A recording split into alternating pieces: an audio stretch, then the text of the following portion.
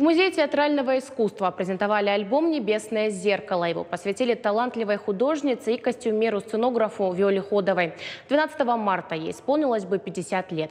Сборники о непростом и ярком пути режиссера, и также статьи и воспоминания ее друзей и знакомых. Тонкая, глубокая, неповторимая. Она выросла в творческой семье.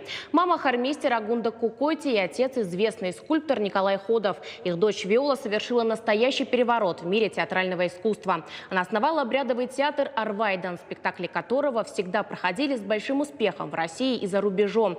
Каждый как отражение многовековой и самобытной истории осетинского народа.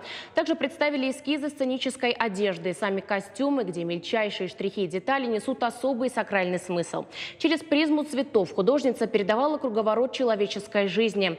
Лауреат Государственной премии России, театральной премии «Золотая маска» Виола Ходова оставила после себя яркое и богатое наследие и достучалась до сердца каждого. Виоле, как художнику, удалась крайне сложная, крайне редко реализуемая в искусстве задача соединить национальные традиции с очень современными формами и наполнить традиционным смыслом современную театральную форму. И именно это обеспечило такой грандиозный успех спектакля «Арвайдан» на российских и международных площадках.